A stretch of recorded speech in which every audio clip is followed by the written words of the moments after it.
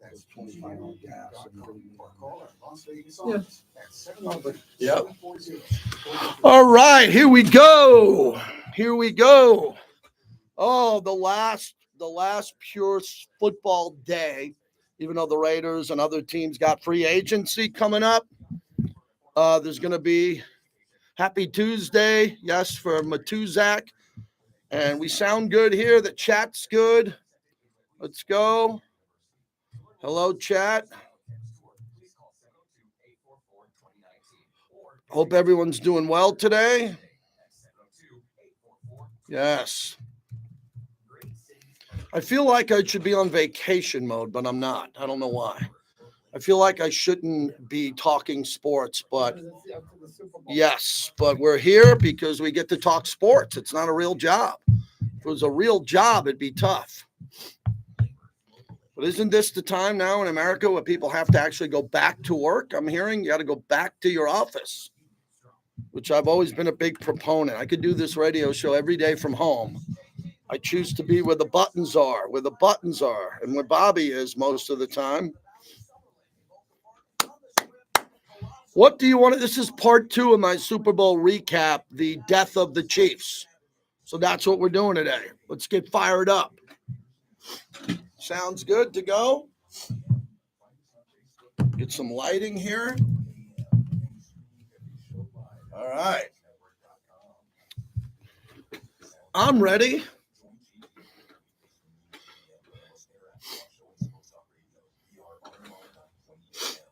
Weather's great here. I think the rain's coming. Who's got rain? Thursday. Has come to sound off and react for over 20 years.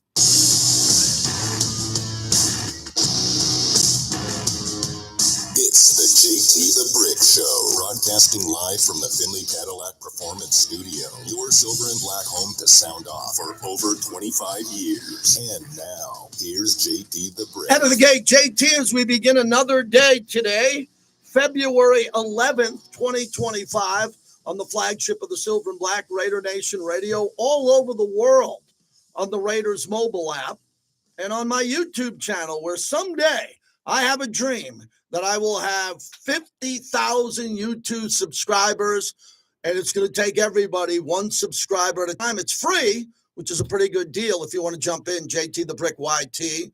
You'll see that I'm wearing an Oklahoma hat. My son graduated from Oklahoma, and it is gorgeous. I actually wore shorts to work today. For everybody listening back east, it's February 11th. Shorts, T-shirt weather out here. It is bleeping amazing to be in Vegas. The weather is unbelievable. Having a great day today, up and about. It's 56 degrees. It'll get to 58, and there's not a cloud in the sky, but I know rain is coming. Ooh, watch out.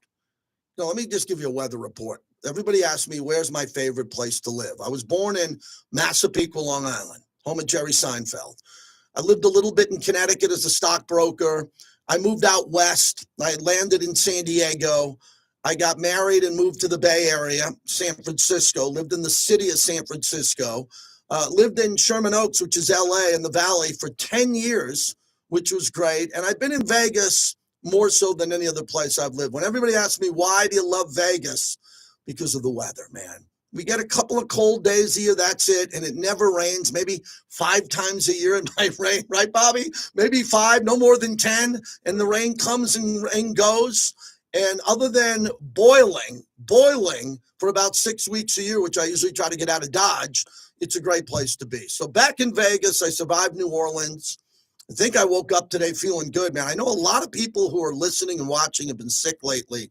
There's some type of virus going around. I don't take that lightly. A lot of my friends are down for the count. They've been sick. They were sick at Super Bowl. They couldn't go to the Super Bowl. They left the Super Bowl because they're ill. So get your vitamin D, get your vitamin C, and get ready to roll because we are officially into the NFL off season. And that's the focus of my monologue, brought to you by Golden Entertainment. You should stay at the Strat if you're coming to town for the right rate. They won't gouge you, and they'll have a massive Sweet 16 March Madness viewing party we'll be a part of. So book ahead and stay at the Strat. And PT's the best happy hour in town, 5 to 7, midnight to 2. So today's an important day in sports radio because my peers or people that I've worked around, they get really scared today.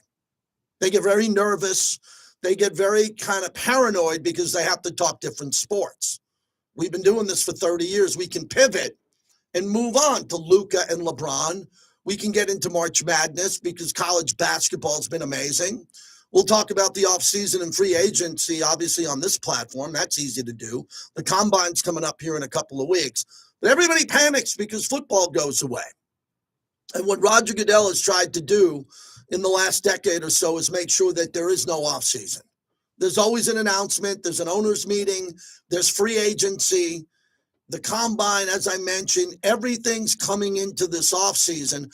And the only time it really slows down is June into July before the camps open up, where it's dead. The coaches, everybody in the organizations go away. They get their last vacation in, and normally we do too. And then it ramps up in August, and then it doesn't stop until February.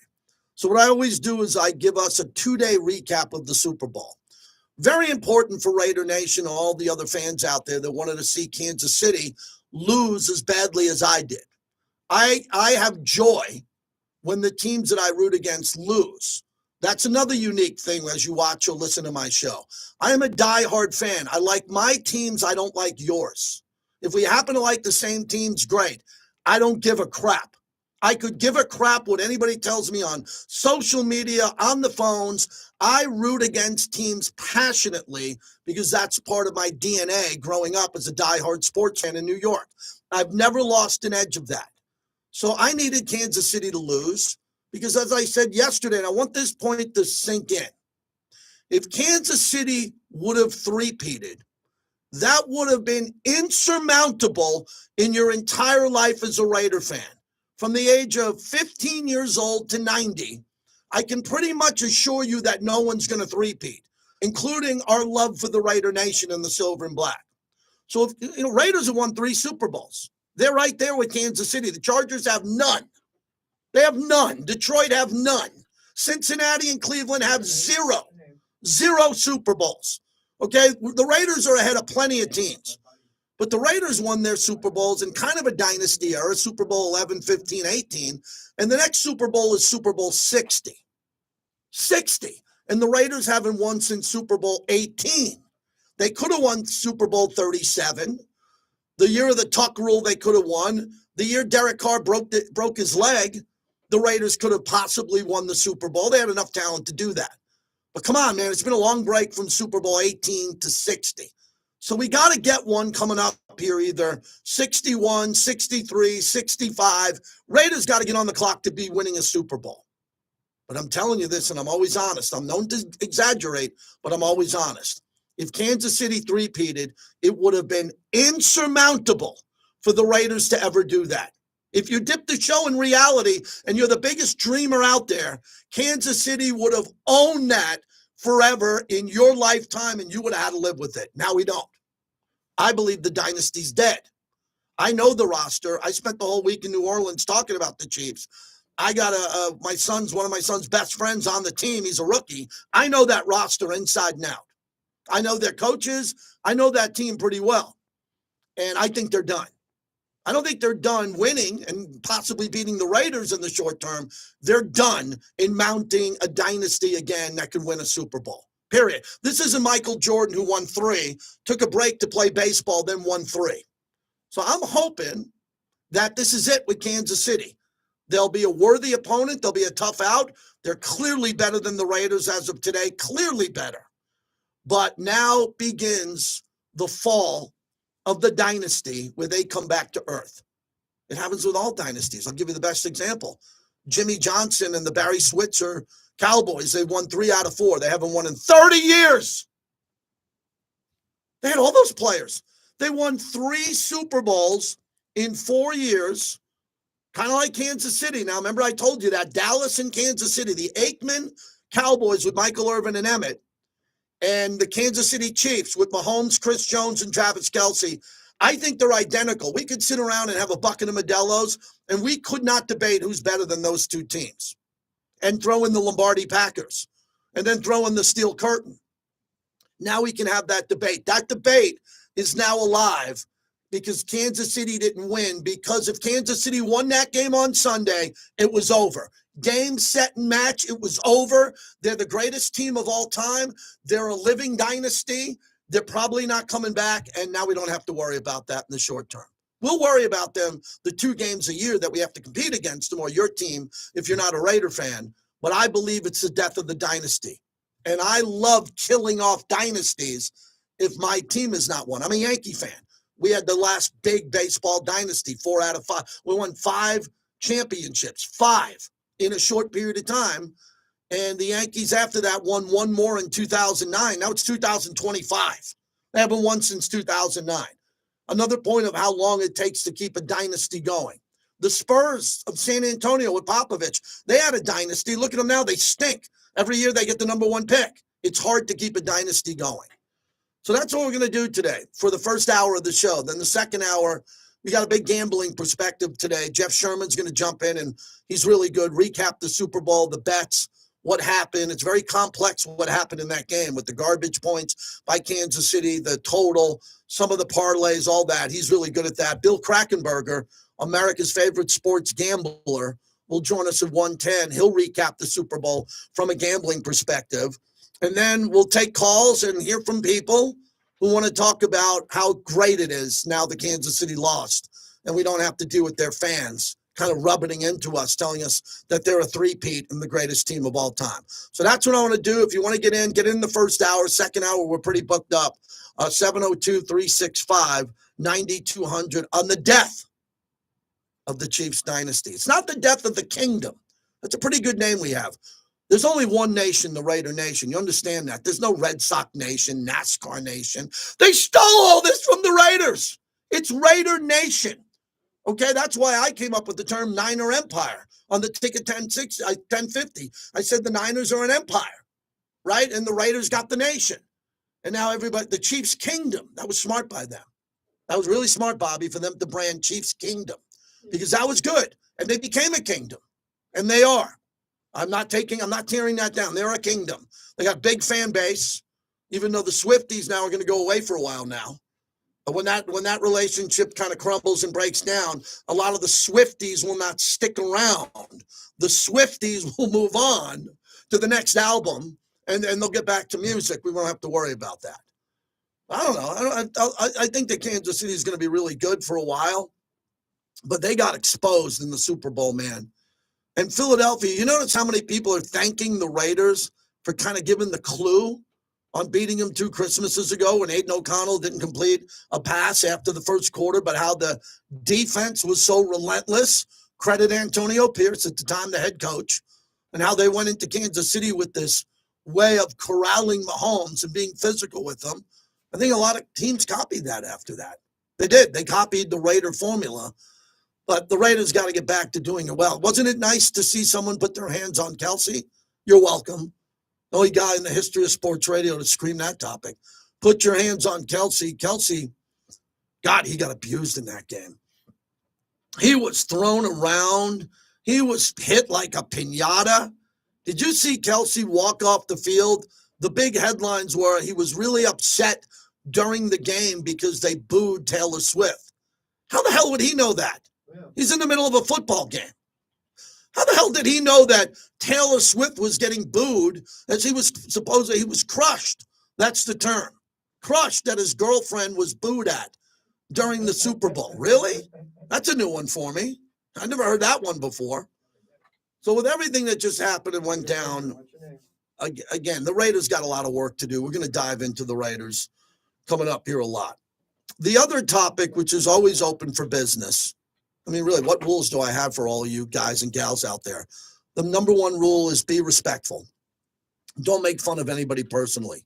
A coach, an owner, that will never change. And then the other rule is don't ever talk about someone being fired on my watch when you know they listen to my show and I got to deal with the person. How dare anybody call me and say fire the coach? We don't have to worry about this now. The last couple of coaches have not been retained. We wish them well. All good guys. And now we move on to Pete Carroll, who everybody I talked to down in New Orleans on Radio Row. I'm talking big names. Kurt Warner, Emmett Smith, Marcus Allen, Stephen A. Smith. We had a better guest list than some networks combined. And all they wanted to talk about was Pete Carroll. Everybody's on board with Pete Carroll. But now we come to the quarterback question. And man, I'm on the front line of this one because Raider fans feel like I have a bat phone to Tom Brady on getting the quarterback, which I don't. There's 4 free agents who are in play that you have to deal with, and we need some adults in the room on this topic. There's 4 quarterbacks that are in play for the Raiders who are veterans. Now, I want a rookie quarterback desperately. I want Cam Ward or Shador if possible. One might drop to number 6. I doubt it. If you have to move up and get him, and John Spytek wants that to be his first big move, great. I'm just sitting here fly on the wall with a microphone. So I want to get a rookie quarterback, but I want to get a rookie quarterback to park him, to not play him. But that's hard to do because if you get Cam or Shador, you got to play him. You don't have to play him week 1 through 8. You don't, and there's no need to, but you're going to end up playing him in the first year. You're not going to Jordan Love him. You're not going to get Shador Sanders or Cam Ward and turn him into Jordan Love, who's going to sit for 2 years. Unless you get Sam Darnold or Aaron Rodgers or Kirk Cousins or Russell Wilson. Now, if you get one of those guys, they wouldn't want to come to the Raiders if you took Cam Ward and Shador and you asked Aaron Rodgers or Kirk Cousins or Darnold to come here. They would not want to come here because they know that you want those young guns to play soon. So why would they come here? I wouldn't want Sam Darnold and Shador. I would want Shador potentially and maybe Kirk Cousins as a mentor, for 8 or 9 games or maybe a year. I can live with that. But Sam Darnold's the king at the mountaintop now. I'm an Aaron Rodgers guy. I think at times he could be way out there. Aaron Rodgers is great. He's a top 7 quarterback to ever live. He surpassed Brett Favre. Let that sink in. He's only behind Brady and Manning and Elway and just a few. He's literally right there as a 4-time MVP. I think he's got a lot left in the tank.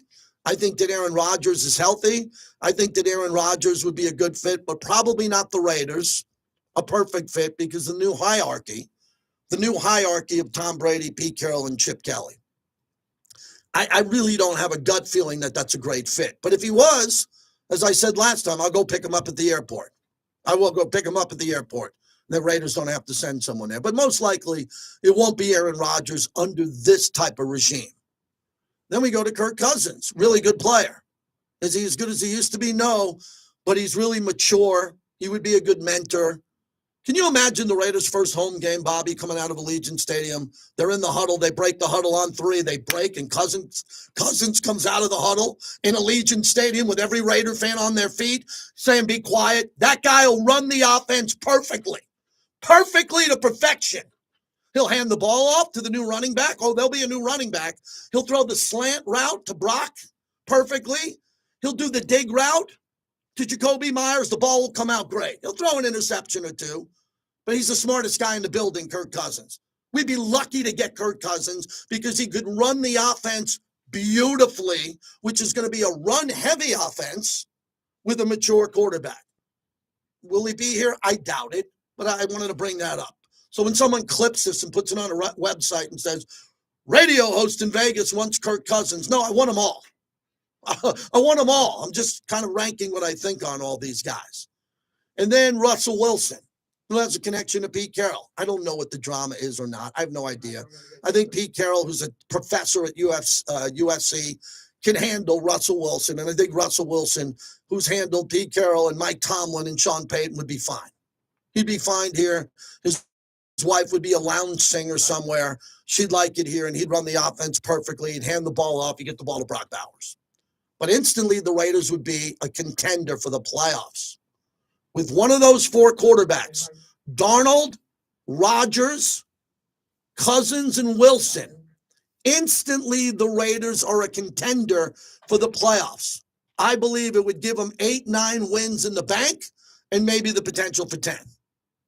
Rookie quarterback can't do that. Now, you're not getting Jaden Daniels year 1, going to win you 2 playoff games, most likely. Most likely. So that's the way I see it. We're in the offseason now with the quarterback conversations wide open for business. every day. I love the topic. I think I'm well versed in it. I can handle it. You can handle it. But the point that I wanted to make, which I talked to before the show, I mentioned this quickly, is, oh my God, can we get an adult in the room? I put this up on Twitter and everybody's like, I've had idiots tell me Darnold sucks. Aaron Rodgers is washed. I got guys in their basement waiting for mom to bring down macaroni and cheese before Wheel of Fortune, telling me that Hall of Famers and guys who were MVP candidates at the NFL honors suck. That's what I'm dealing with. So I need a couple of adults in the room.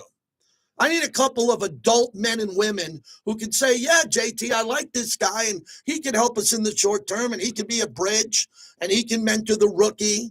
You know what I mean? I need some adults in the room. We've been lacking that around here the last couple of years. And it's not your fault, because the Raiders, there's been a lot going on.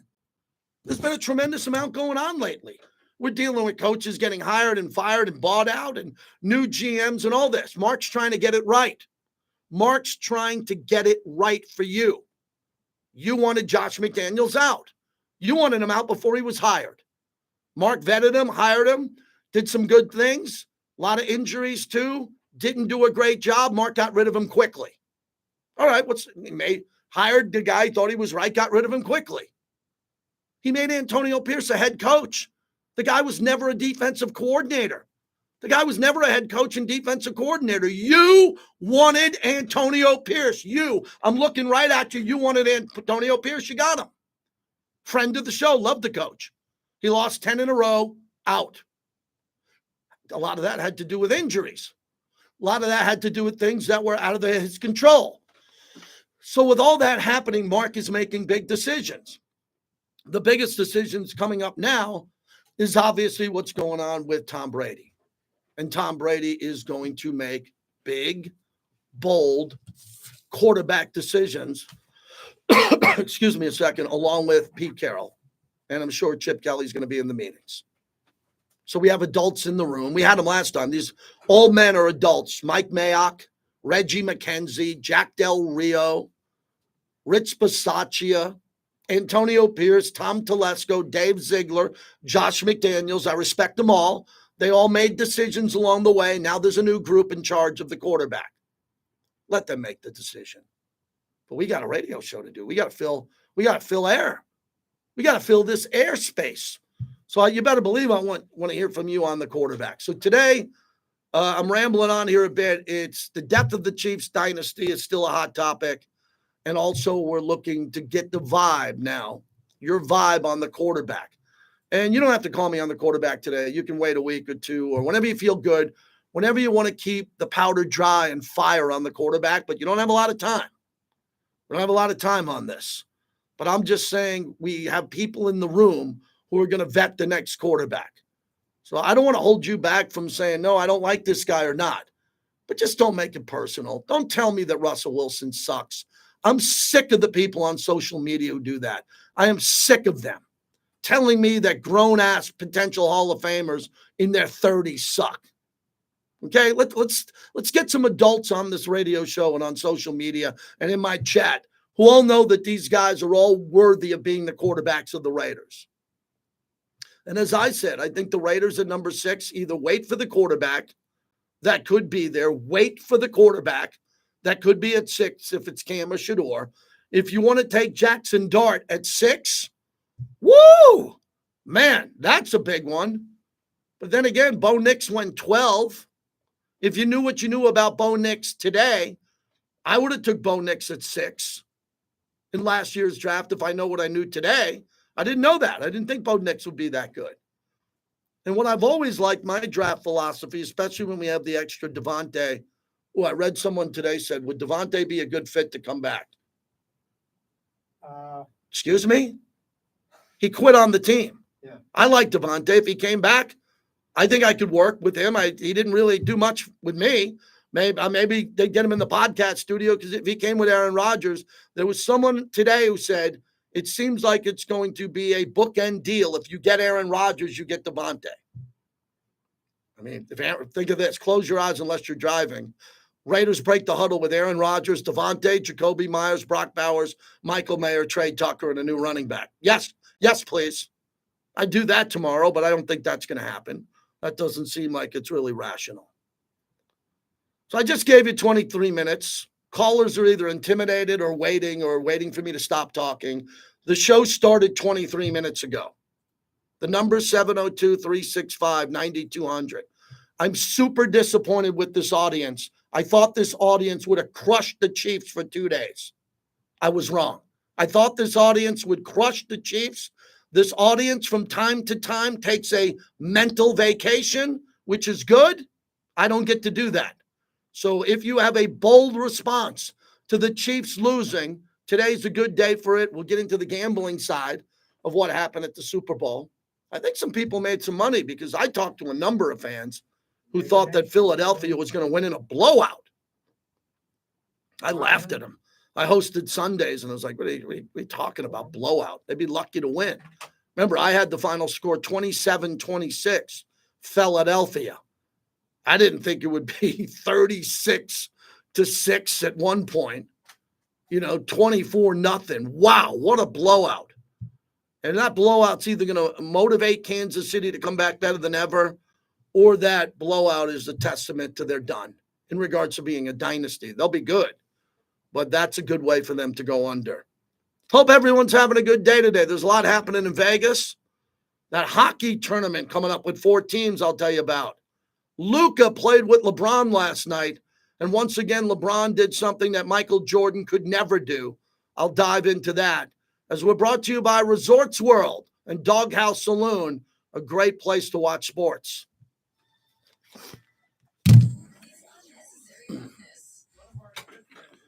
You give me 25 minutes and I'll give you the world. There you go.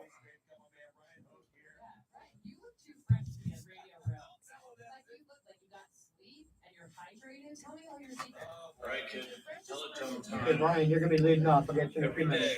Classes. Don't miss Unnecessary Roughness, weekdays at 2 on Raider Nation Radio, 920 AM. Right now at Best Mattress, save up to $900 on the Uterus Wax Adjustable Set, featuring advanced technology so your sleep is always restored. We good? Yeah, come on. We got one call. Thank you. Big D, crush the like button. Yeah, what's with the likes? Let's get some likes going here.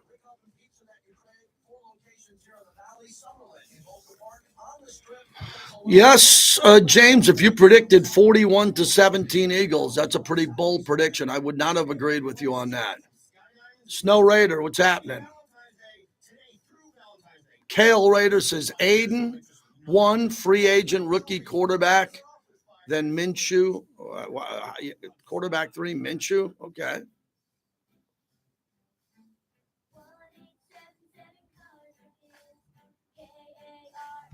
Fabian, if you run with Aiden this year, how are you going to get Manning next year? The only way to get Manning next year is you got to have the number 1 pick. And I sit near you at the games. I don't want to go 2 and 2-15. The only way you're going to get Arch Manning is if you go 2-15. And I don't got enough time to do that again. I can't sit through that. Mm-hmm.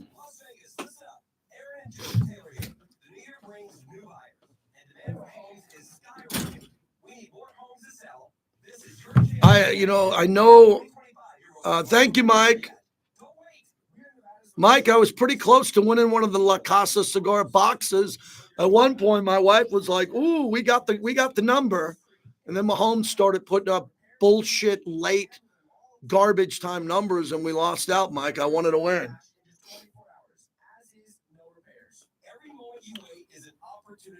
Shannon, I think Darnold's better than a bridge. Darnold's a franchise quarterback now. If you get Darnold, if the Raiders pay Darnold, he ain't going to be no bridge.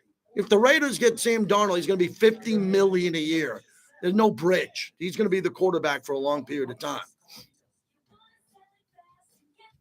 Where are you calling from? The average new auto loan payment is over $700 a month, and the average American home has more than 1 car. By leaving your auto loans to one Nevada credit union, you could take a break from those payments for a few months. Call it a financial detox. That detox could equal. Let's start pounding through some of this Super Bowl sound. Raider Nation, what's your name? Hi, what's your name? Start 2025 right with a 90-day no-pay I auto said, loan. hi, what's your name? Bobby is battling on the phones. We are dealing with a bunch of You know what? idiots. You're too fucking stupid to get on there.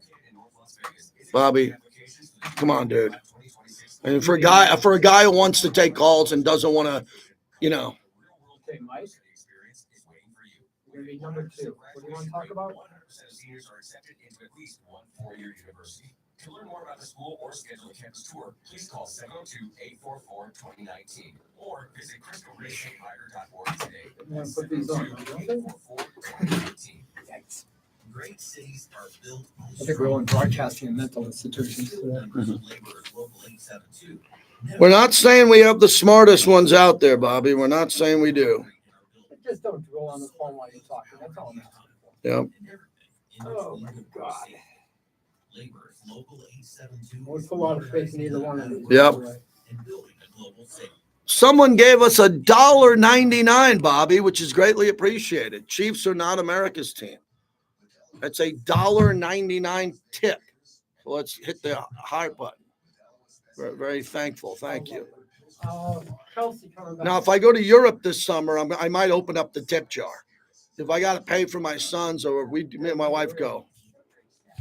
Brought to you by Tito's Handmade Vodka, America's original craft vodka. Visit Tito'sVodka.com. There was a lot of things going wrong. Can't just say that it was just, the O-line or anything like that. I think it was accumulative of everything, not really going our way today. Turn it up. That's Kelsey. Kelsey was class afterwards. He just was mentally beat up. He's traveling around the world to see his pop star girlfriend. He's got a podcast with his brother. He's going to be worth hundreds of millions of dollars with his gold jacket and all that. And he's completely dominated the Raiders more than any player I've seen since LaDainian Tomlinson. If you look at the Mount Rushmore of players who have dominated the Raiders, it would be LaDainian Tomlinson and Travis Kelce. And then you can go Antonio Gates. He's going to get into the Hall of Fame. I got something to tell you about that coming up. But Kelce, we just need him now to get off the stage. He had a great run, greatest tight end arguably of all time, close to it. Gronk's on the list. Raiders have had Dave Casper. They've been good tight ends in this organization. But for Kelce, he's going to probably play a little bit of the drama coming up here about retirement because his cap hit and how much they owe him. And I think Kelce's the type of guy, and I could be wrong, but at this stage in his career, he'll rework his contract. He'll take less to stay. And all the other quarterbacks I mentioned other than Sam Darnold, that would be Russell Wilson, Aaron Rodgers, and Kirk Cousins. They're all used to playing for a lot of money. Russell Wilson signed that $230+ million deal, whatever it was. And Sean Payton looked at that number and said, let's just eat it. Let's get rid of him. It was an albatross. Sean Payton, when he took the Denver job, knew he was firing Russell Wilson, knew that he had to get another quarterback, and knew that there was going to be some dead cap space, and they made the playoffs. Tells you how good of a coach he is. And Kirk Cousins is just solid. He's just super solid as a human being, as a leader, as a guy who can just go out there and do you want the Raiders to open up next season having a chance? If you want them to have a chance to be good or be above average, they need a veteran quarterback. Now, you could say if they get a rookie quarterback, they're going to be good eventually. Absolutely, I'm in your camp. You get Jackson Dart, you get Shador. There's no doubt that the Raiders are going all in on a quarterback if it's those two. And then eventually they'll have a really great franchise quarterback if one of them hits. But if you want to go into Allegiant Stadium next year and have a chance to win games in the division and for Pete Carroll to have a breakout year, look what Dan Quinn did in Washington. If you want Pete Carroll to have an opportunity to do that, they got to get him a veteran quarterback. And I don't know what Pete wants as the quarterback position. I think Pete wants to build a competition team, and he wants a team that's going to be so good, and the brotherhood's going to be so tight. They're going to be so loyal to each other. They're going to compete at a level that we haven't seen. And all the other coaches had, John Gruden had everybody competing every second of every day, but Pete Carroll is a different brand of competition. So all of that means Pete Carroll wants a better team. And if the quarterback is elite or he's above average like Geno Smith, Look at how good Geno Smith played with Pete Carroll. Can you believe that? Geno Smith at one point was a 4,000-yard guy, a playoff guy, because he bought into Pete Carroll's style and what they wanted to do with running the football. All right, Bobby, let's get to Brian in L.A. to start us off on the Raiders mobile app. Brian, what's happening? Good day. JT, what's going on, man? I'm still celebrating the fact that the Red Kingdom is fallen. I hope they never get up again. I'm not sure what I love more, the Chiefs losing or the Raiders winning. But that being said, I'm still living on cloud nine because they lost. Mm-hmm. They didn't just get lost. They didn't just lose. They got drubbed, and I love it. Number two, I trust this regime on a quarterback. Whatever they choose to do, I think is going to be the right thing. I think Spytek and Brady and Carroll and the new OC, Chip Kelly, they know their stuff. They know quarterbacks. They know what winning teams look like. They know what they're looking for. They know what they're looking at. If they, for me, they know more than me, but for me, it's really only two quarterbacks. It's Russell Wilson or Sam Darnold, and I'd be happy, ecstatic with either one of them. If they go Jackson Dart with the 6th pick, I know it's because they felt great about that guy, and they know a whole lot more damn football than me, JT. Nicely said. A whole lot more than me. And if that's what they decide to do, I'll be fine with it. Thank you, Brian. Appreciate it. Well, they're going to decide to do something, with or without my opinion or Brian in LA's opinion. They're going to do something. And as I keep reminding everybody, they're going to put a lot of work into that decision. That decision is going to take hundreds of hours of effort in trying to figure out who that player is going to be. That'll be the franchise quarterback. The only other point that I think some Raider fans are coming to grips with is that it's not a great quarterback draft. And if they get the best player available, then all of a sudden you're looking at next year to pounce in on the draft, but then you'd have to trade up because the Raiders wouldn't have the 6th picked overall. They'd be a little bit better. I just want to win, man. I'm a season ticket holder. I want to go into Allegiant Stadium, and I have a lot of fun when I go there. If you see us at the Torch and bouncing around there, we love going to home games and working them and having fun. But it's time to win. Pete Carroll did not come here with Chip Kelly to lose football games. The team should be vastly improved. It's not a knock on the former coaching staff. A lot of coaches, well, good. They're not with the organization anymore. But I can look you in the eye and say Pete Carroll is better than the majority of coaches that I've dealt with out of the last 14 or 15 of them. I think it's my 15th head coach. My 15th. And I've treated them all with the same respect, and they've all treated me with the same respect. Pete Carroll's the next man up, and we need Pete Carroll to win. And he's going to do that because he has the right coaches and the right players. Does he have to have a future Hall of Fame quarterback? No. But he needs a really great running back in this system. They need a better running back. Everyone's like, you can get a running back anywhere in this draft. No, you can't. No, you can't. You can only there's going to be 3 or 4 of the top running backs in this draft and everybody else. One will pop. One will pop out of all of them. I get it. John Spytek found a great one in Tampa Bay. But the Raiders got to get a running back, a wide receiver number 1, a young wide receiver in the first 3 rounds who can go get the ball. And then the offensive line, I'm a big fan of building in free agency. I want proven offensive linemen, not college kids who can't handle getting beat up in the pros. I want to see someone who's played in this league. Pay them to play right tackle or right guard, wherever you want to put them. So you have a cornerstone, a Colt Miller, Jackson Powers Johnson, and you build around them. Raiders will have good offensive line depth, but they need star players. Look what happened to Kansas City. Kansas City had a significantly better offensive line than the Raiders, and they got destroyed in the Super Bowl. Mike in North Carolina on the mobile app. Hello, Mike. What's up, JT? Hi, Mike. Raider Mike. But anyway, I'm in Boone. I never thought I'd see a Super Bowl in Boone, North Carolina, but that's where FEMA sent me.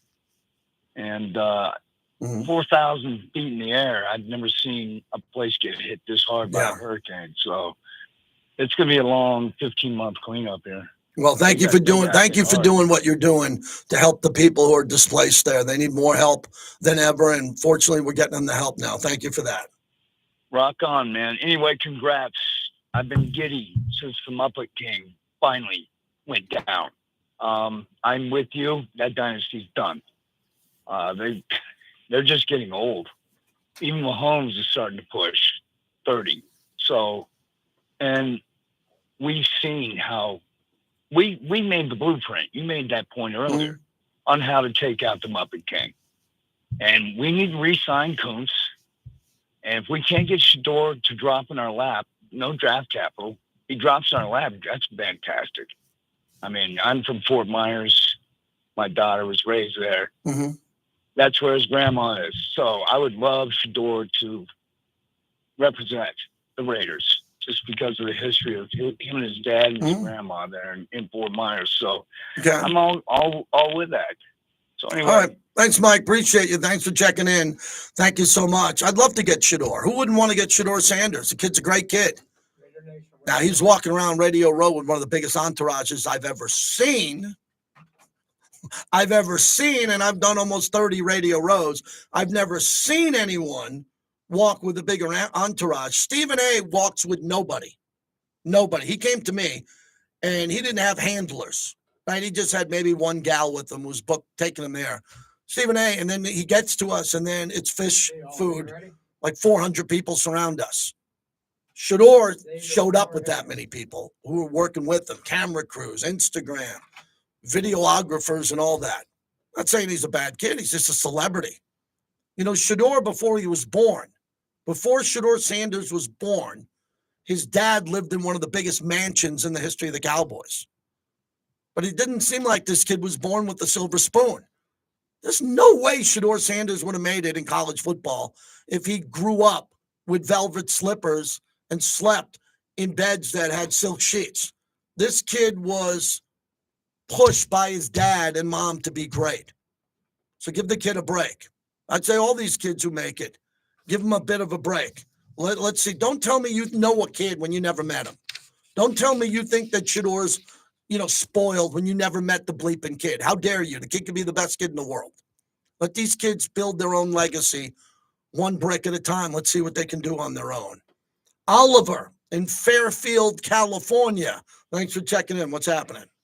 What's up, JT? Longtime listener since the Bay. Great job what you're doing on TV and the radio station. I'm going to say something off thing. What about Derek Carr as a bridge, just a bridge quarterback to maybe draft the Alabama kid or the Dart kid?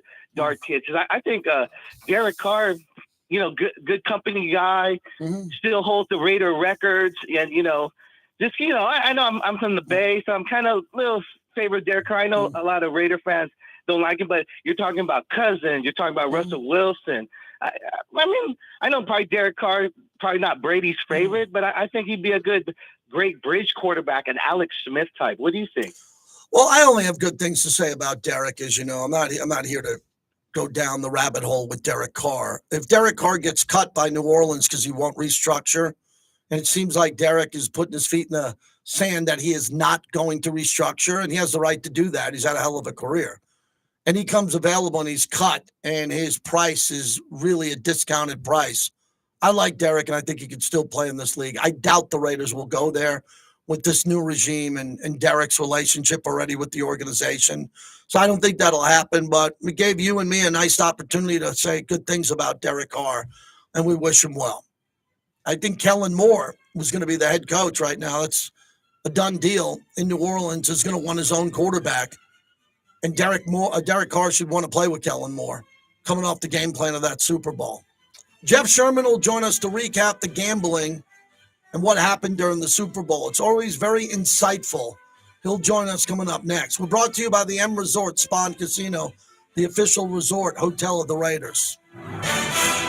It's the morning tailgate. There just feels like there's this confidence level right now. Give me a second for a water break. I should have it here, but I don't. I'll be right back. Whether you 100% agree on them or don't, you chalk it up to, hey, all right, I may have done it a little bit differently, but I'm not going to fight it because of who is making those decisions and the fact that maybe it would have been my first choice, but it's still a sound choice. You feel this confidence right now coming from Raider fans. The morning tailgate, weekdays at 7 a.m. on Raider Nation Radio, 920 a.m. Boyd Gaming is the official and exclusive local casino partner of the Las Vegas Raiders at Allegiant Stadium. Bring your friends, have some fun, but always bet on black. Visit their 10 casinos across the valley. Don't let the game get out of hand. Please bet responsibly.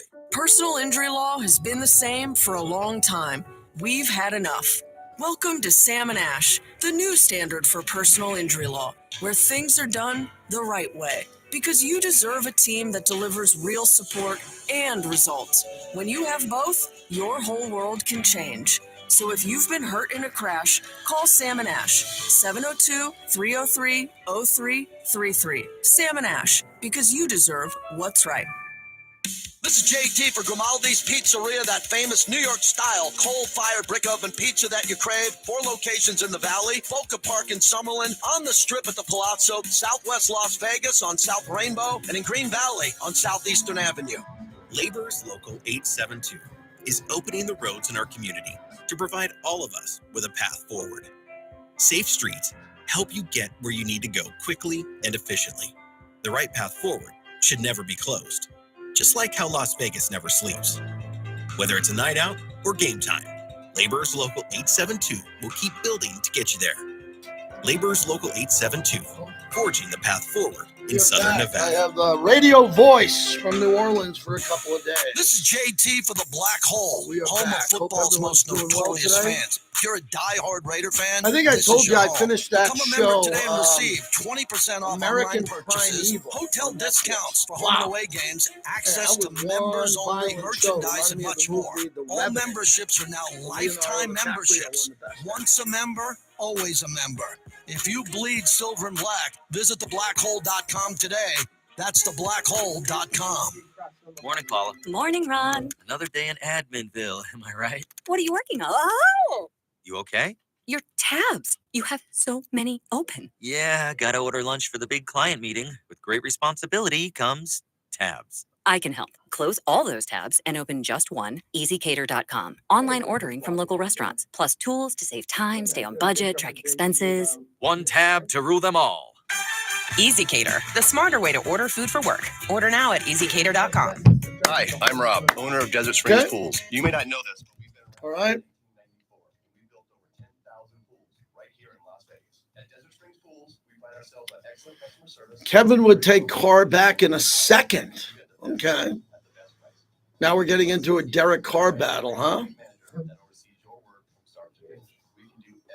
Excavation and plaster in just 10 weeks. Call Desert Springs Pools today, and we'll get started on your dream pool.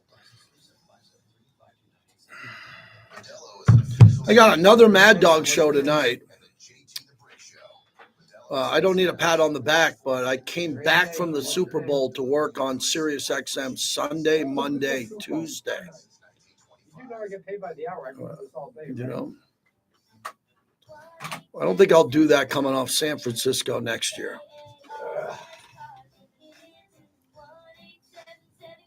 Cars for Kids commercial running again. Don't we have like 18 sponsors that should be running their commercials now? You need to take that one to traffic. I don't decide spots. Yeah.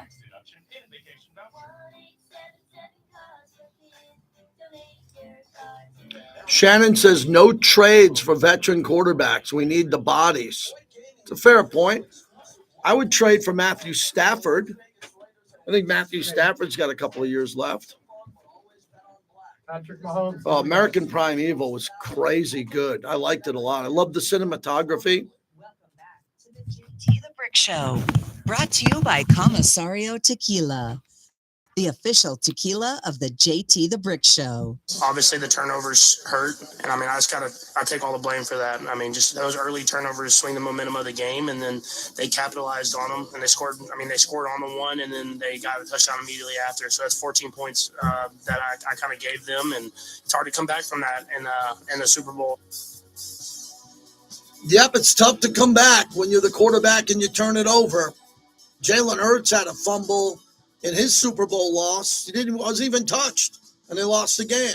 Quarterbacks rule. Chiefs got beat badly. Jeff Sherman joins us, VP of Risk Management over at the Westgate. So, Jeff, let's start off with big picture stuff. In all your years setting the line, seeing the line that you set as the game went off, what were some of the big takeaways? Well, it was our handle was down a bit this year than it was in previous years. It was tough to reach what we did last year with the game being in Las Vegas. So that was somewhat expected. But then you had this game ended up being a pros versus Joes game where the public was all over the Chiefs and the Sharps were all over the Eagles. So we ended up booking it that way. We got a lot of sharp money on the under too, and the public obviously on the over, as they always are. So the game ended up being very well for us, and the propositions too. We had the props were about 65% of our total handle in the game, and you see that number keep increasing year after year. So let's get to some of the props, and especially Saquon Barkley. That was really unique where you put the yardage number at, because I thought with him averaging 147 in all three playoff games, I was one of those guys that thought he would be around that number, and they pound him hard.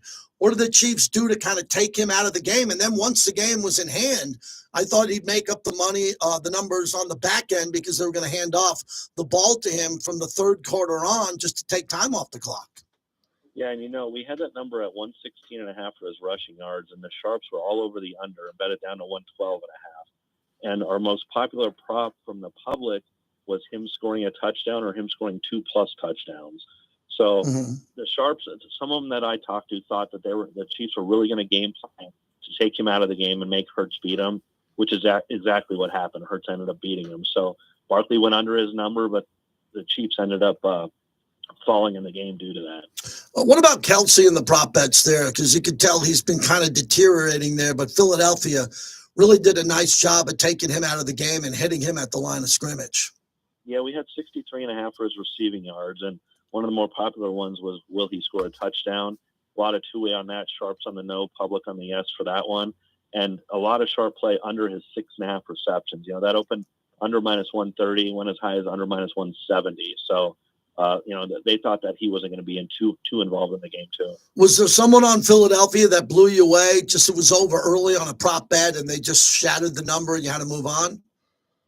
Well, it's what we saw was some very respected NFL bettors throughout the season that were on the Eagles +1 anytime we changed the juice on one, and the money line. We took some +109 on Sunday morning from some respected players. So that's, like I said, that's how we ended up booking the game. Respect that action, and we saw a lot of Chief support on the other side of those wagers. Jeff Sherman, VP of Risk Management, our friend over at the Westgate. What about the end game overall with this game, as the Chiefs were falling far behind, and a lot of the public and people that were on the Chiefs thought they'd start betting it again and they would come back? They did. We saw a lot of support for the Chiefs in that, even when they were down 24-0 at halftime, and you can get them 10-1 on the money line. We saw a lot of that. So continuously as the game went on, we saw a lot of Chiefs support. And another thing to note in line with that is we had a lot of alternate spreads up where you can bet different spreads with the prices. And we actually saw a lot of Eagles support -7.5, -10.5, -14.5. So there were a lot of people that cashed on the Eagles at some nice plus prices. What about before the season started? What was your liability like on the Eagles winning the Super Bowl at the initial number you posted? We actually had some. We had some large wagers at 16-1. So that accumulated over the course of the season to where we couldn't get off that, and we were a small loser to the Eagles. And we're usually a small loser to the Chiefs each year. Most public team going right now, especially going for the three-peat. So we were in a poor position on both teams there, but a little bit larger on the Chiefs. So what's your philosophy vibe going forward with Philadelphia going into the offseason, considering how loaded they are and how well they draft? Yeah, we changed them to Super Bowl favorites next year now at 6-1, where we had Kansas City at 6, Philadelphia at 8, but now we went Eagles 6, Chiefs, Ravens, and Bills at 7. And when you look at the Eagles next year, the question that's always going to come into play is maintaining health. Because if they stay healthy with as young and what we saw in that game on Sunday, you would think that they would be in the mix again coming out of the NFC with that potential.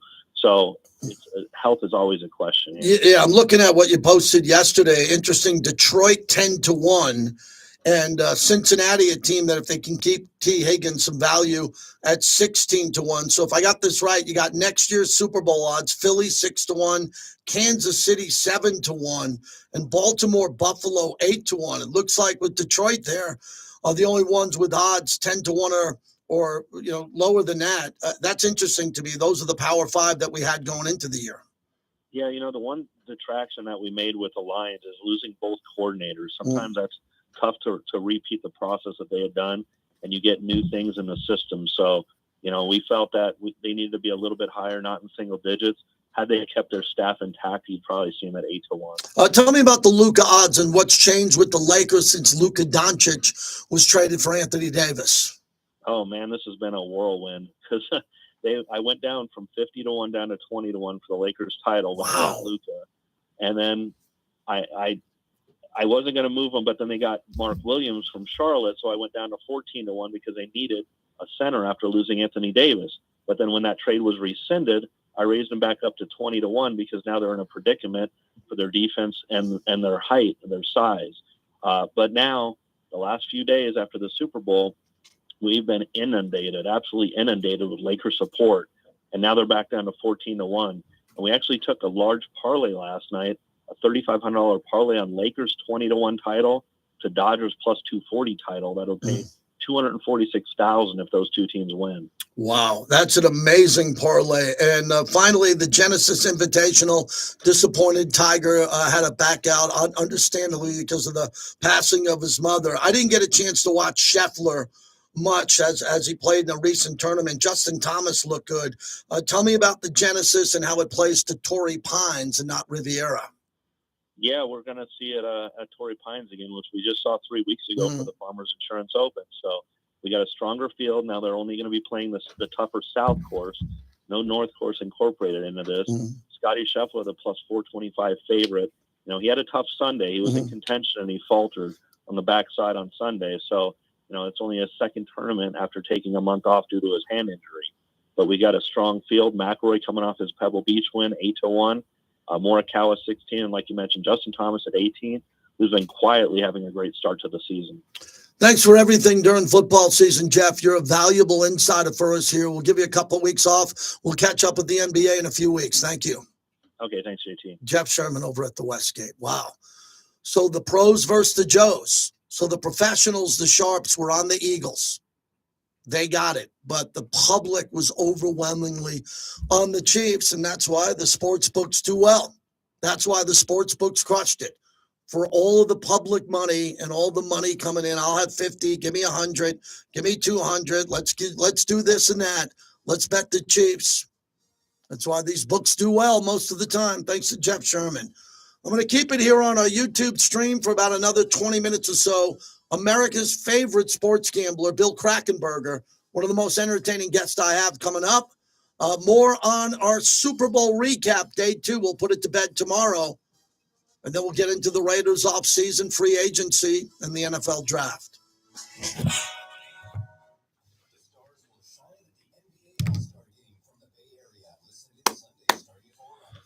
Hope you won some money if you bet the game. It's hard to bet and hard to win, man. A lot of people lose gambling, right?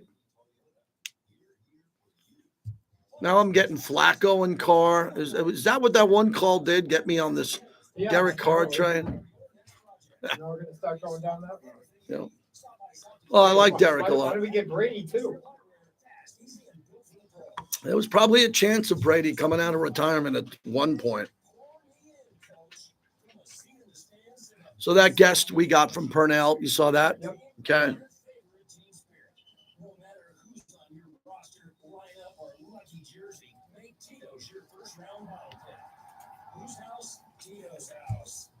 Cocktail recipes for every fan at Tito'sVodka.com. Yep. Hey, everybody, it's Joey from Sky Diamonds in Town Square. Well, it's here again, Valentine's Day. Guys, don't screw it up again by waiting to the last minute. Too many people took the Chiefs money line. Well, I could see why, man. The Chiefs have been very beneficial to gamblers betting with them over the years.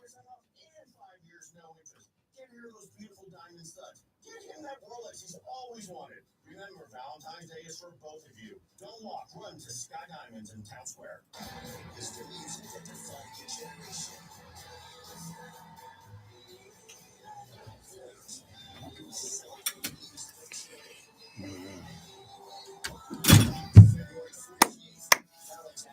Yeah, anybody think Luka played well last night? LeBron had a hell of a game. Jeez, guy's at 40 years old.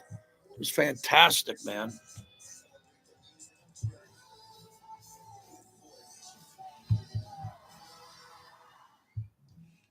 Running a business gets more complicated every year, so you need a trusted advisor in your corner, especially when it comes to your workers' comp program. Pro Group Management Management has been helping Nevada's self-insured businesses for over 20 years. Whether your business is retail, trucking, building, Oh, Kevin, stop fighting with someone. Who are you arguing with? expertise to make sure your coverage Anybody who threatens each other or wants to fight or do that are gone. I'm not, again, I'm looking for more adults in the room. Luca looks slow. I'm not fat. He just is slow, man. When you watch Luca play, that guy barely runs. He's a great jump shooter. The way he finds angles to shoot is brilliant, but man, he is slow. Yeah, he does open up the court, no doubt. So when we said we were doing him, 110? Okay. Let me give you his number. Hold on, here we go. Here it is. All right, Bill Krakenberger's phone number. I'm not giving it out loud. This is not my first rodeo.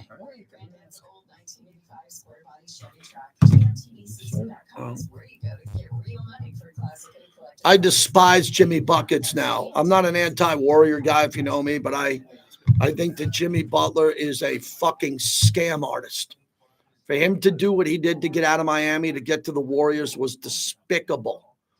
And you can't ask a Warrior fan about it because they're too biased. I get it. But everybody else out there, Jimmy Butler is public enemy number one. Total scumbag move to go to the Warriors and force his way out of Miami and do what he did to Pat Riley and Eric Spoelstra. Total dirtbag move by Jimmy Butler. I'd say the same thing about James Harden, which I did, and everybody else. I am really anti-Jimmy Butler right now. All right. You got him at 10 past. You want to do the Super Bowl sound? Yeah. All right, it's all loaded. Page 1. Yeah. I got no calls. It's the JT the Brick Show. Studio. Raiders bring a blitz. He takes it off the middle, and he's wrapped up from behind. Max Crosby. Your silver and black home to sound off for over 25 years. Over to the 35, racing to the 20, 10, touchdown Raiders. And now, here's JT the Brick. All right, it's the final hour of the show. Q comes up at the top of next hour. We are coming up for air after the New Orleans trip. New Orleans was good to me. Had a good time in New Orleans. Just want to get home safe. My son got home safe yesterday. He went to the Chiefs post-game party. They lost, but he was there with his buddy who started and played safety for them. And whenever a team loses, they still have a party. And I guess Shabuzi play. Think about this. The Chiefs booked their Super Bowl party at their team hotel. If they win, they're a three-peat. They're the greatest team of all time. They don't cancel the party at the end of the first quarter. The party goes on. I learned that mistake because I didn't go to the Raiders post-game party after they lost to the Buccaneers, and I got reamed for not showing up. I didn't think that they kept the party after the loss. No, all the shrimps paid for. All the ice sculptures are paid for. You got to show up at the party. So Kansas City is back. The Eagles parade will be Friday. Supposed to be wet and cold. They're going to get some bad weather there, but all those drunks will show up for that. That's going to be one big party. I can tell you that the Eagles know how to do it. We didn't get a chance to get to this the other day. Hour number 2 is brought to you by our great friends, the 872 Laborers, led by Tommy White. They built this city on time and on budget. Bobby went out of his way to get all this sound. We want to make sure we can play it here. Bill Krakenberger will join us in 10 minutes. You never want to miss Crack. So Hurts with the early score. If you had an anytime touchdown for Jalen Hurts, it hit early as they went up 7-0. Hurts lines them up. They're looking like they're going for the tush push. Hurts forward. He sneaks. He's pushed. And he's in. Touchdown. Dallas Goddard with a big push from behind. And the Eagles break the ice of Super Bowl 59. So this is Eagles Radio on the call. So understand this. On the tush push play, Chris Jones, future Hall of Fame defensive tackle, was lined up right on top of the ball. Right, so you got to get by one of the all-time greats. The only other player that's played at his level in the last 25 years is Aaron Donald. Right, Aaron Donald. So he tries to do it. It's such a traumatic play that he hurts his neck. Did you see him on the sideline? They were giving him a massage, and he couldn't even have the trainers touch his neck. So it could be one of the most dominant plays in the modern history of the Super Bowl, the tush push. You can't defend it. And why is that? It's because Jalen Hurts has thighs the size of tree trunks. Not Justin Herbert or Josh Allen. Jalen Hurts on a 1-yard sneak. You can't stop it, even if you guess the snap count. So he did that amazing. The Cooper DeJean pick, this pick 6, was a really important point in the game that a lot of people have been discussing. Because in this series, it was 10-0, Kansas City's losing. The first 2 plays of the drive, Mahomes gets sacked. So then what they should have did right there was hand the ball off the middle and punt it. Right? They're down 10-0, go play defense. Mahomes tried to get cute, and this is when the game was arguably over. Back goes Mahomes. He's rushing. He's looking. It's intercepted. It's intercepted. Running with the football to the 25. Down the far side is the Gene. And Gene is in for a touchdown. Happy birthday, Cooper DeJean. Cooper DeJean for the pick for a touchdown. A pick 6 in the Super Bowl on your birthday. Yeah, a pick 6 on your birthday is pretty special. I don't know if we'll ever see that in our lifetime again. Philly wasn't done. The Bond interception over the middle of the field. This was one of the worst thrown footballs I've ever seen Mahomes throw in a big game. He just missed the receiver by 2 yards. Mahomes is back. He steps up. He fires over the middle, and it's intercepted again. It's intercepted by Zach Bond. Patrick Mahomes just gets that hot potato out of his hand. That was a great play, and that changed the game because they had a short field, and then they were able to just pick it up. He finds A.J. Brown quickly to put the game away. Hurts is back. Hurts has plenty of time. He's looking. He fires. He completes it. Touchdown! A.J. Brown! Fantastic execution of the offense. 24-0 in the game. The game's absolutely over at that point. My colleague on the station I work for, Mad Dog Sports Radio, Christopher Mad Dog Russo, you know Mad Dog, he went off on a rant that the broadcast team led by Kevin Barkart didn't say the game was over. Well, you can't say the game's over. Yeah. There's a game going on. You're broadcasting the game for Fox, but I understand what he was getting at because the game was really over. And then the bomb to Devontae Smith was one of the best passes in Super Bowl history. In slow motion, it looked like a work of art. Hurts back, looking. He is going deep, and it is caught. Touchdown! Devontae Smith, 46 yards. The Slim Reaper. That was a great pass. Wow. Jalen Hurts, for those who say he's a running quarterback, come on. It was one of the best throws I've ever seen. It was incredible. But give Kansas City credit. At that point in the game, when the game was 34-0, you're not going to take Mahomes out of the game, but you can. Because say Mahomes gets injured, and he got blasted. Yeah. And Mahomes is hurt the entire offseason. So the whole offseason, he can't golf. He can't go to the beach with his wife. He's got a knee surgery coming up. I was talking to people saying, what are they doing? Like Mahomes at this point, you had to protect him. And to Mahomes' credit, he did not quit. He threw a gorgeous bomb to Xavier Worthy. Mahomes stays in at quarterback and he's going to go throw long middle. And making the catch! Touchdown! Xavier Worthy against double coverage. An incredible throw by Mahomes of 50 yards. The Chiefs go for 2 high throw, but pulled down by DeAndre Hopkins on a quick slant, and the try for 2 is good.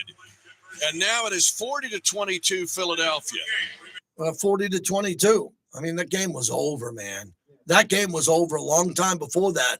But the Chiefs did get some garbage time points, kind of like an NBA game when a team's up 130 to 105, and then with like 2 minutes to go, you take the starters out, and the final score is 132 to 120, and you're like, well, that wasn't that bad. No, it was that bad. This was an embarrassment to the Chiefs' kingdom. They are done. The dynasty's dead. For the second time, the Vince Lombardi Trophy is headed to Philadelphia. Eagles fly in Super Bowl 59. That's Fox on the call. So now the Eagles have 2 Super Bowls. The Raiders have 3. That matters. It matters. You know, who historically, where do the Raiders stand? The Raiders should conservatively have 6 or 7 Super Bowls. The Immaculate Deceptions, the one that the Steelers got, when the Raiders were just as good. Super Bowl IV should have been theirs. They were better than Len Dawson and the Chiefs. They got beat badly by the Buccaneers and Gruden. The Tuck Rule Super Bowl, you could say. Tony Siragusa falling on Gannon and blowing out his shoulder. That's another Super Bowl. Raiders should have had 6. They got 3. That's where we're at with the number. So this is it. We got about another 40 minutes to put the Chiefs down. If you want to participate with that, 702-365-9200. So when I look back at this Super Bowl, which I will, months from now and years from now, I'll remember it being a blowout. I'm thrilled I didn't stay and go to the game, which I could have went. It would have been cool to go to the game with my son, but I don't go support the Chiefs or Philadelphia. And we'll remember that as one of the most embarrassing beatdowns that teams ever received. I mean, I was at the Super Bowl where Steve Young beat the Chargers and the Chargers were humiliated. Kansas City was humiliated on the same level. America's favorite sports gambler, Bill Krakenberger, joins us, the Sharp, the guy who wins. And Bill, good to talk to you. First off, I know you did great with prop bets. I know you had a good Super Bowl again. Give me your big picture on how the Super Bowl bets played out for you. Yeah, thanks for having me on. It was a really good prop week, even though I did need Kansas City for some futures. Came back a little bit on Eagles plus 1.5 minus 05. We have an 05 shop here in town in Vegas with South Point. So I did get a little bit off that, but the props itself, boy, I got to tell you, boy, the first night they opened up the Superbook, they had a big line of about 20, 25 of us there. I was about 8th online. And I thought I would only come up with a couple bets because some of the big sports books, DraftKings, FanDuel, BetMGM, Caesars, they all had the props out for 4 days. Kind of ruined the market for guys like me. And usually I only get 1 or 2 or 3 plays. And I was shocked to have 9 bets at Superbook the first night. And I ran really stupid on them, 8-1. Actually went up and bet them a second time. I've said this on countless shows before. So I'm not one to come on a show after and tell you what my bets were. I've talked about them all week on shows, across the country. Put them on Twitter for free, and did really good with my top bets. It's just real simple. If they were focusing on Barkley, and that was the marquee player you're looking to bet under. I said it on countless shows, and I had the under his longest rush, 25.5, 24.5, under his total yards, 116.5. I found the 117.5. I did think that the total was going to move over. I thought that we were going to get a lot of over money, and by game time, we were down to 48 at some of the sports books on the Strip. I was really surprised, but the game did go over, and it easily could have went under, though. It was heading towards under, led 0-0. There was an extra penalty there that gave Goddard an extra, they gave him an extra shove, and this game would have been like 0-0 for a long while. And it wound up being 24-0, which was still headed on the under. Halftime was 23.5. Still looked like an under game. And we see what happened in the end, some garbage touchdowns. And, I haven't seen numbers yet, though, JT. I don't know if you have. I'm sure the sports books had to clean up, though, because all I seen was one report that BetMGM and DraftKings had their best Super Bowl ever, because they took bets. They took so many bets on Barkley to score a touchdown. It was a 7-figure swing. I know at BetMGM. They're one of the sponsors of one of my shows, and I had the director of risk on. Everyone was betting 99% bet over on Barkley, and I'm sorry, bet Willie score a touchdown. They made a lot of money on that one alone. Usually you can't say a prop will swing your Super Bowl. I'm not saying it did, but it certainly did help them. Bill Krakenberger is our guest. Yeah, we had Jeff Sherman on from the Westgate, and he said there was a lot of public support on Kansas City. The public, it was a pros versus Joes Super Bowl, as I'll quote him. And he said a lot of the sharps, like you, were on Philadelphia or they were under the under, and a lot of the Joes, the public, were all over Kansas City, which you can understand. And Bill, you and I have been talking for years about the fact you start adding up all the people that are coming into AC and coming into Vegas and just want to have a ticket, and they want to put 50 and 100, and they're going to put it on Mahomes and Kelsey, and they're going to do it what their brain taught them, that Mahomes is going to win a late game. I thought the Eagles would win, but I thought it would be 27-26. I thought it was going to be a great X's and O's Super Bowl. What do you believe led to the blowout? Because Andy Reid got out-coached, and not many people have the balls to say that, let alone to his face if they're there on Media Row. He got completely outcoached by Nick Sirianni and Vic Fangio. Well, first, we always be transparent, which I always am. I actually was on Kansas City a little bit for the game. Even though I got off some of the bet, I needed Kansas City. I had Kansas City for the game. So I'm always transparent on that, even though I wound up winning really good on the Super Bowl. Secondly, it was an absolute barbecue. I mean, it was a barbecue. That was, I have to tell you, most people, pros and Joes alike, did not see this coming. Nobody seen a blowout in this game. Nobody. You could have bet -7.5 and taken 3-1. I mean, never mind 17.5. I mean, it was really, really real surprising. It was kind of a boring game for most people, especially that first half. It was just every time Mahomes, it seems like, was in the pocket, he didn't get rid of the ball. The sacks countless. People started booing. I mean, it was the boo birds were out where I was. I mean, it was really a shock to the system for most people. I think that even Las Vegas, I put a big tweet up about it, at 400,000 views, that Vegas just wasn't into the Super Bowl. We had the lowest turnout, $50 rooms. The Superbook had $50 rooms the day of the game. Saturday night, $50. The win, which was $800, dropped their rack rate to $239 for the encore on Saturday night. Vegas really just did not get the support. Whether it was people were just sick and tired of being price gouged on the fees, the resort fees and parking, or our feeder market, California, had some terrible fires, so we didn't get all that traffic. There was a combination of things, but I'm thinking that people are just fed up of the price gouging in Vegas. $12 for a bottle of water, $250 just to sit on a bleacher over at Caesars. Come on, give me a break. Bill Krackenberger is our guest. I wasn't planning on going down that road, but I want to because I want to because nationally, people need to know this. I am pro Vegas, like no one you know, right? I've been here a long time. I'm selling Vegas every chance I get. And you nailed it. The $12 waters. You put out a tweet, I remember, about the carafe of coffee for $60. If you bleep and call room service and you're staying in a room on the strip and you want a carafe of coffee for you and your wife, and they bring it up there, and they're charging you $60 or $70 for coffee and $12 waters. I'm getting animated now. And look, the parking, that revolutionized. You had homeless people parking. You had people on their way to the airport parking their cars, leaving it for 14 days. I had to clean that up. I get that 100%.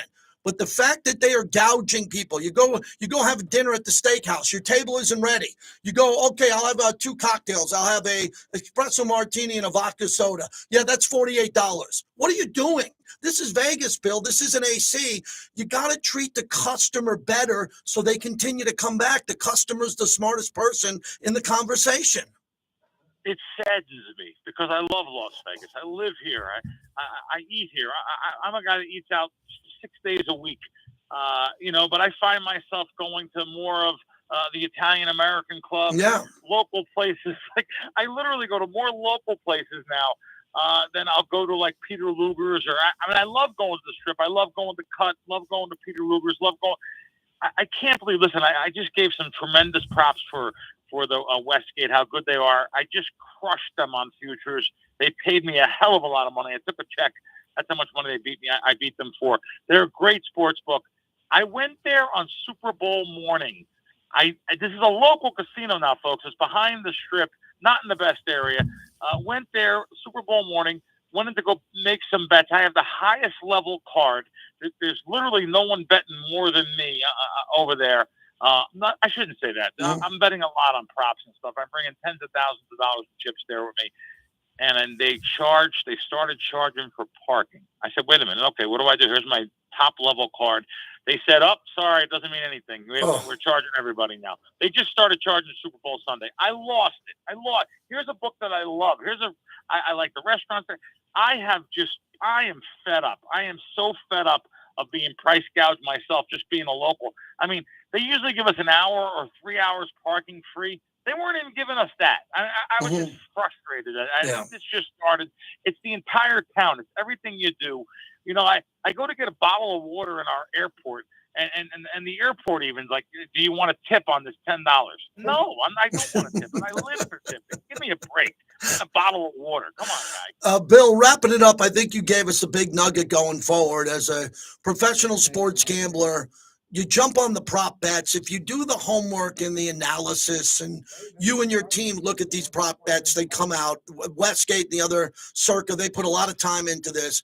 Is the way for the smarter gamblers to bet from here on out to eternity. Forget about the game. Bet the prop bets where you're going to get the best value if you do your homework. Yes, the sides are very efficient. The line comes out Sunday mornings, Sunday night after the games. Monday mornings, the lines come out. They're very efficient by noon.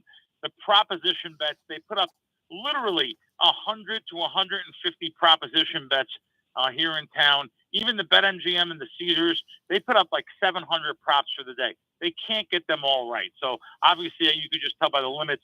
There's only $1,000 limit or $500 limit during the regular season on props. You can bet as much as you want in the games. Very efficient line. The proposition market's the absolute market to go by. I had a great year in props, but I'll also play first halves and maybe some second halves when it's a unique line just comes up. But it's a lot better to bet them than it is. It's a lot easier to bet. And I'm not saying it's easy to win. Trust me. It's just easier to win betting proposition bets than it is sides and totals. God, how easy it would it be to give me and you a show or a podcast. We'd revolutionize this. Always good to have you on post Super Bowl. I know how busy you were. I know how much you made because we're friends off the air. Keep winning, my friend.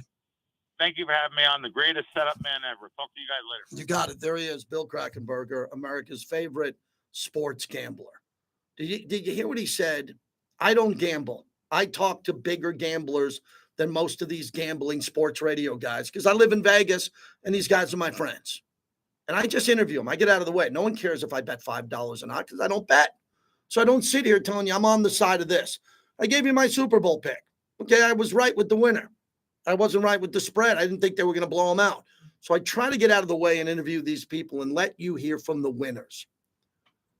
We have got to stop this rage in sports gambling podcast and radio, to listen to the host and act like we give a crap what they think. If the host were any good, if any of these guys and gals were any good, they wouldn't be on the radio. They'd be making millions or hundreds of thousands gambling. Someday, they're going to have sports gambling where they're going to have non-gamblers on like me, knowing how to interview the greatest of the greats and getting out of the way. The Sunday board op shows where the guy gets thrown a show on Sunday, which maybe he deserves. He's working his ass off. He's a board op. Board ops are more important to me than anybody because I need good sound. And then you give the guy the show and he says, I'm on the Packers. And you go, no, don't say that. You don't make any money. Doesn't the audience know you don't make any money? So we cannot take your word on who you're gambling because you won't tell us you're betting $10.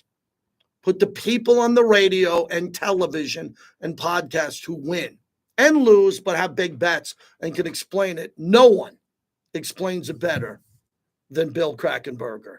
If you won betting on the Super Bowl, I'd love to hear from you the remainder of the show. What'd you win? Did you win some squares? Did you bet the right side? Did you bet the prop bets? Would love to hear from you if you were able to win. Also, Chris Bumbaka from USA Today, a really big NFL writer, is going to join us coming up in 10 minutes on everything that happened at the Super Bowl. Hosting a show tonight with Howard Balzer, the Hall of Fame voter. And last night, for the first time, I went back and watched NFL Honors, where Eric Allen came to the stage. Man, did they screw up that broadcast. So they're telling you Shannon Sharp is coming. So no one's supposed to know Eric Allen's going into the Hall of Fame. Right. No one's supposed to know. I knew. So I'm watching it on TV, Bobby, and right when they're supposed to have the camera on Sterling Sharp walking down the aisle, big wow moment, the camera's on Eric Allen, who no one's supposed to know EA got in. Yeah. Man, did they butcher that moment. Eric handled it perfectly. Eric paused walking down the aisle because the camera was on him. They're like, come on, Eric, come. And Eric was smart enough to go, no. I'm not Shannon. I'm not Sterling Sharp. And then Eric came on stage and got so many hugs. So great. So many people heard that Eric Allen interview that I was able to do. I really appreciate people who heard that and got back to me along the way. All right. Say goodbye to our friends on YouTube, the Bricklayers. Thank you for being there every day. We're building this one brick YouTube view at a time. Want to thank Alex and Orlando de Castaverde. They're winning. Wow. Brothers win. Brothers have your back. No ego. Two guys who built the legacy off their father's law firm and their father who got his law degree at night while he was working during the day. Those are the type of gentlemen and their team and their clerks you want to work with. The DeCastaverde Law Group, brotherswin.com. Thank you, everybody. Appreciate it today. Whenever we get this many people, I greatly appreciate everyone. I might do a live stream tonight to kick off the show at 7 p.m. Pacific. 7 p.m. Pacific, live stream for about 30 minutes.